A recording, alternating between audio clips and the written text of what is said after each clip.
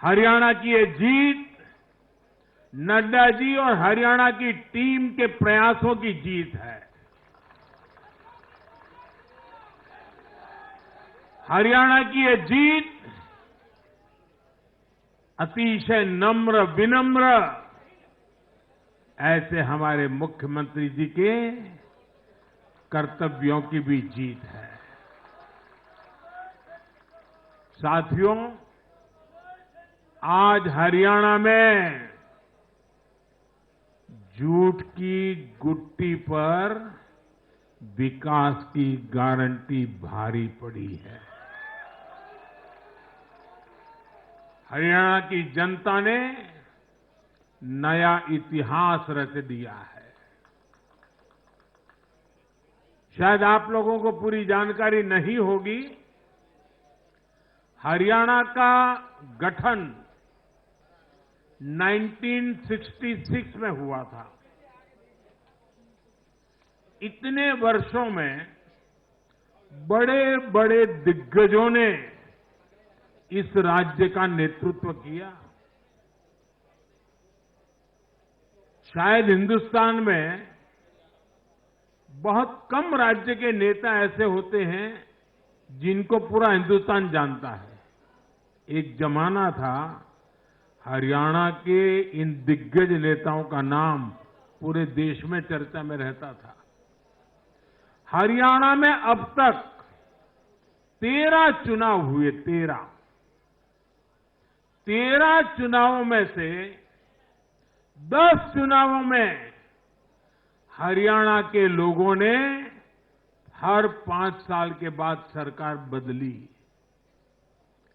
लेकिन इस बार हरियाणा के लोगों ने जो किया है वो अभूतपूर्व है। वो पहले कभी नहीं हुआ। पहली बार ऐसा हुआ है जब 2 कार्यकाल, पूरे 5-5 साल के 2 कार्यकाल पूरा करने वाली किसी सरकार को हरियाणा में फिर से मौका मिला हो। ये भारतीय जनता पार्टी को तीसरी बार मौका मिला है। यहां के लोगों ने सिर्फ तीसरी बार हमारी सरकार नहीं बनाई, बल्कि हमें सीटें भी ज्यादा दी हैं और वोट शेयर भी ज्यादा दिया है। ऐसा लगता है हरियाणा के लोगों ने छप्पर फाड़ कर वोट दिया है। इस जनादेश की गूंज दूर दूर तक जाएगी।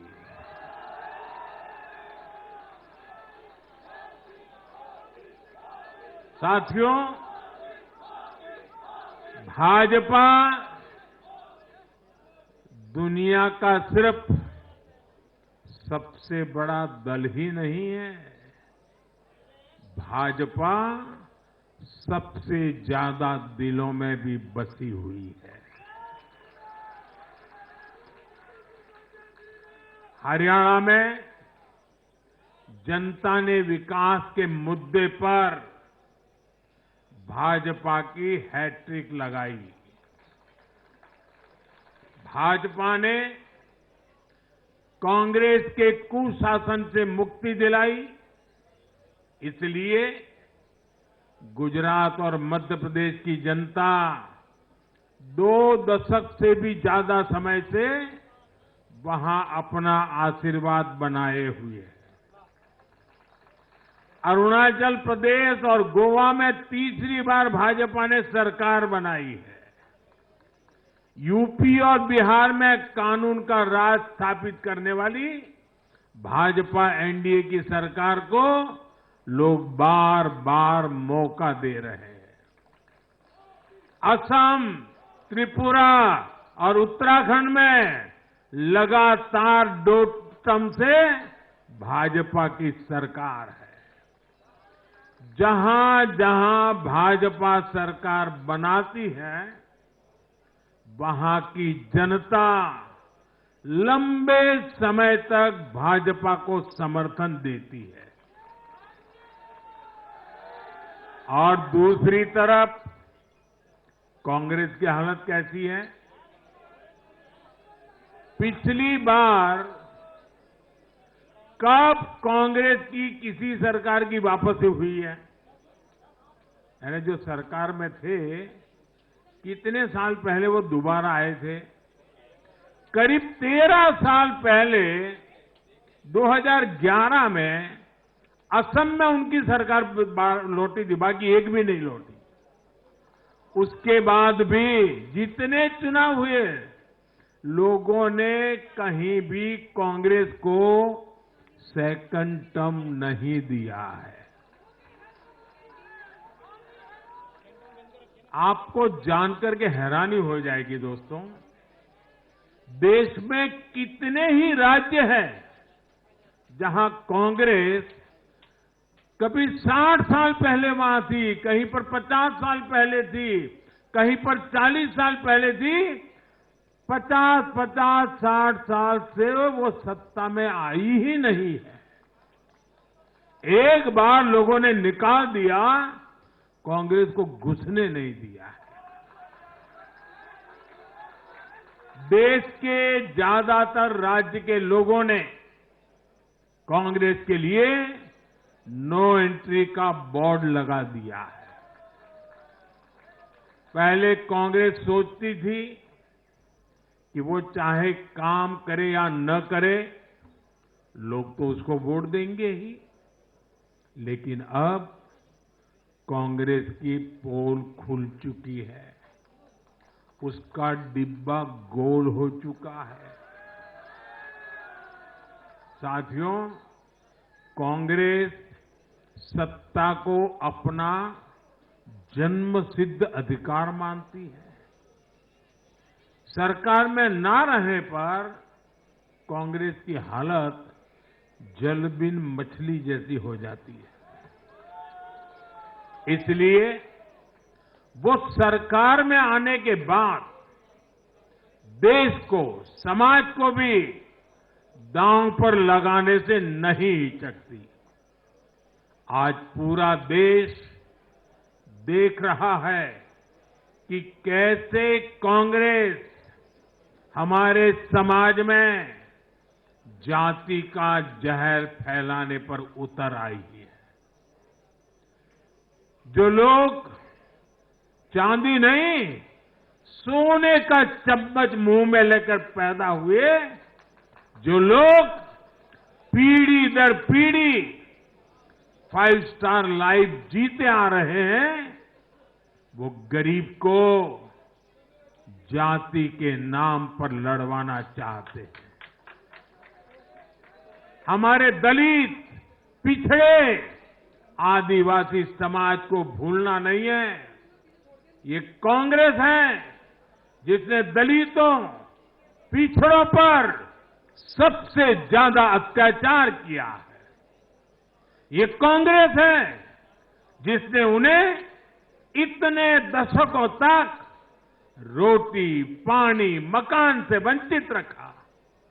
ये वो लोग हैं जो 100 साल बाद भी सत्ता मिलने पर कभी किसी दलित, पिछड़े, आदिवासी को प्रधानमंत्री नहीं बनने देंगे। सच्चाई ये है कि कांग्रेस का परिवार दलितों, पिछड़ों, आदिवासियों, इनसे नफरत करता है, उनसे चिढ़ता है। इसलिए आज जब दलित, पिछड़े, आदिवासी शीर्ष स्थान पर जा रहे हैं, तो इनके पेट में चूहे दौड़ने लग जाते हैं। हरियाणा भी इन्होंने दलितों को, ओबीसी को भागीदारी देने से साफ इनकार कर दिया था। उन्होंने दलितों और पिछड़ों को भी अपमानित किया। कांग्रेस के शाही परिवार ने तो डंके की चोट पर कहा कि वो आरक्षण खत्म कर देंगे। दलित और पिछड़ों का आरक्षण छीनकर कांग्रेस अपने वोट बैंक में देना चाहती थी। हरियाणा भी वो यही करने जा रही थी। साथियों, कांग्रेस भारत के समाज को कमजोर करके, भारत में अराजकता फैलाकर देश को कमजोर करना चाहती है। इसलिए वो अलग अलग वर्गों को भड़का ही रहे हैं, लगातार आग लगाने की कोशिश कर रहे हैं। देश ने देखा कि कैसे किसानों को भड़काने का प्रयास हुए, लेकिन हरियाणा के किसानों ने उन्हें करारा जवाब दिया कि वो देश के साथ है, वो भाजपा के साथ है। हमारे दलित ओबीसी साथियों को भड़काने की कितनी ही कोशिशें हुई, क्या क्या प्रपंच नहीं किए गए, लेकिन इस समाज ने भी इस षड्यंत्र को पहचाना और कहा कि वो देश के साथ है, भाजपा के साथ है। इन लोगों ने हमारी सेना को लेकर भी अपप्रचार किए, हमारे नौजवानों को भड़काया।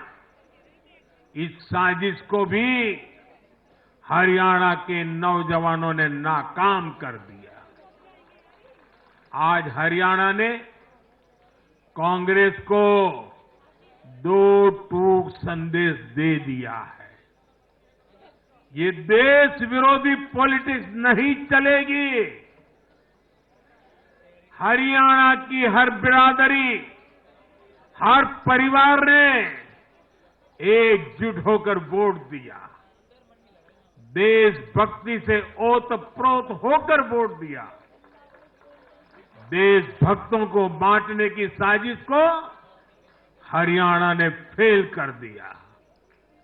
साथियों, बीते कुछ समय से भारत के विरुद्ध भांति भांति के षड्यंत्र चल रहे हैं।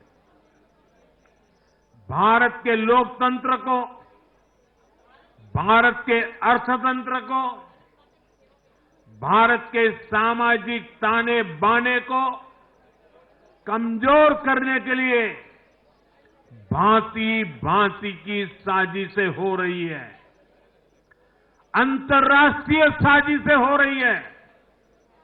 आज मैं बहुत जिम्मेदारी के साथ मेरे प्यारे देशवासियों से कह रहा हूं कि कांग्रेस जैसी राष्ट्रीय पार्टी और उनके चट्टे बट्टे इस खेमे में शामिल है, इस खेल में शामिल है। देशभक्त हरियाणा ने आज ऐसी हर साजिश को भी मुंह तोड़ जवाब दिया है।